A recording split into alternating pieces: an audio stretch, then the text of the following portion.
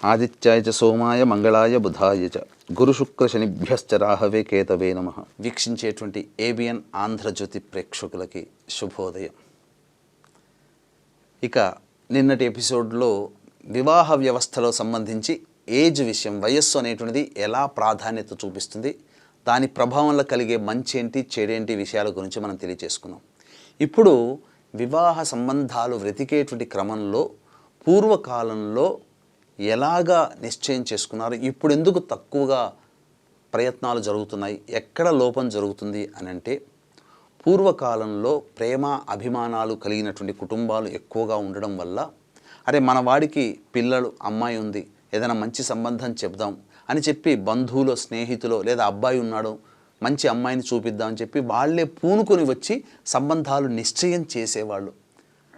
తద్వారా ఏం జరిగేది అని అంటే, పెద్దవాళ్ళు పూనుకున్నందువల్ల చక్కగా వివాహం చేసుకొని ఆనందకరమైన జీవితాన్ని చేస్తూ వచ్చారు. అయితే ఒక మోడ్రన్ యుగానికి పాత యుగానికి మధ్య ఒక సంధికాలం ఉంటుంది కదా.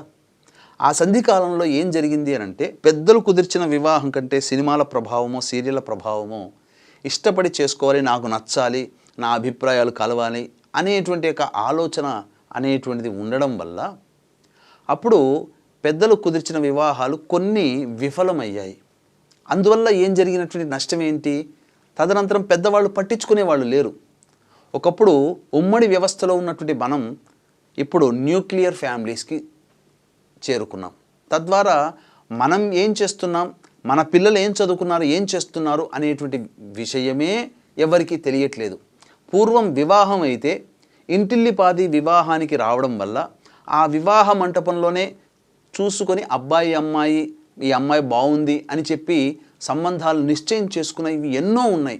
అంటే వివాహ వేడుకలోనే ఎన్నో వివాహాలు కుదిరేటివి.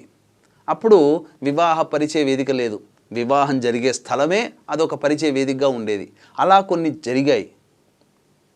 కాబట్టి వీక్షించేటువంటి ప్రేక్షకుల్లో మీకు కూడా వివాహం ఇలా జరిగి ఉంటే ఒక్కసారి గతాన్ని గుర్తు తెచ్చుకోండి.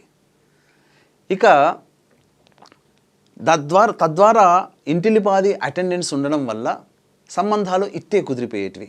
ఇప్పుడు పిల్లల చదువులను, అలాగే ఏదో రకమైన కారణాలతో మనం ఒకరికెందుకు మనం లోబడి జీవించాలి, వాళ్ళకి ఎందుకు మనం మన పిల్లల గురించి తెలియచేయాలనే ఉద్దేశమో, వాళ్ళ చదువులు పాడైతాయను, అలా వివాహం ఏదైనా ప్రోగ్రాంలు ఇంట్లో శుభకార్యాలు జరుగుతున్నాయి, గృహప్రవేశమో, షష్ఠిపూర్తితో, ఉపనయనమో, వివాహమో, ఇలా ఏదైనా మంచి ఒక వేడుకలాగా జరుపుకునేటువంటి కుటుంబంలో భార్యాభర్తలు వెళ్ళేవాళ్ళు, పిల్లల్ని తీసుకొని వెళ్ళకుండా. ఇప్పుడు ఎలా చేరుకుంది, ఎవరైనా ఒకరు అటెండెన్స్ ఇస్తున్నారు, భార్య లేదా భర్త, పిల్లలు అసలు కనబడట్లేదు. తద్వారా ఏమైపోయింది, ఇక వివాహ సంబంధాల విషయంలో కొన్ని నష్టాలు జరుగుతున్నాయి. సాధారణంగా చాలామంది చేసేటువంటి చిన్న చిన్న తప్పులు ఏంటి అని అంటే, పూర్వకాలంలో వివాహ సంబంధాలు నిశ్చయం చేసుకునేటప్పుడు పెద్దవాళ్ళు విధి విధానంగా శాస్త్రీయంగా ఆలోచన చేసి తగు పరిహారాలు అనేటువంటివి చేసుకునేవాళ్ళు. ఏంటి ఆ పరిహారాలు అంటే, ముఖ్యంగా వాళ్ళ కులదేవతని స్మరించుకునేవాళ్ళు. మొట్టమొదలు గణపతి పూజ. వివాహ సంబంధాలు నిశ్చయం చేసుకోవాలి లేదా వివాహ సంబంధాలు వెతకాలి అని అన్నప్పుడు అబ్బాయి లేదా అమ్మాయి జాతకాలని దగ్గరలోని మంచి ఉపాసనాపరులైనటువంటి జ్యోతిష్యులని సంప్రదించి ఏవైనా లోపములున్నాయా, ఉంటే గనక ఏం చేసుకోవాలి. ఎక్కడ పడితే అక్కడ చూపించమని చెప్పట్లేదండి. ఎందుకనంటే ఇక్కడ ఉపాసనాపరులైనటువంటి జ్యోతిష్యులు అన్నప్పుడు ఎందుకు ఆ మాట మాట్లాడాను అనంటే, వాళ్ళు ఏదైనా తప్పు చెప్పడానికి ఇష్టపడరు. అలాగే ప్రతిదీ కూడా అమ్మవారి వాక్కు వారి నోటి నుంచి వస్తుంది. తద్వారా అన్నీ ఏవేవి ఉన్నాయి, లోపాలు కానీ మంచి కానీ అన్నీ తెలియచేసేవాళ్ళు. ఏదైనా చిన్న పరిహారాలు ఉంటే ఆ పరిహారాలు చేసుకోవడం వల్ల మంచి జరిగేది. ఇది ఇప్పుడు జరగట్లేదు. అది పక్కకు పెట్టండి, అది చూపించుకోవడం చూపెట్టకపోవడం ఎవరి ఇష్టానుసారం. కానీ మొట్టమొదలుగా గణపతికి పూజ చేయాలి, గణపతి యొక్క అనుగ్రహం. ఎందుకంటే మీ పిల్లలకి వివాహము అనేటువంటిది సంబంధాలు చూడాలి అనుకున్నప్పుడు మొట్టమొదటిగా చేయాల్సినటువంటిది గణపతి పూజ.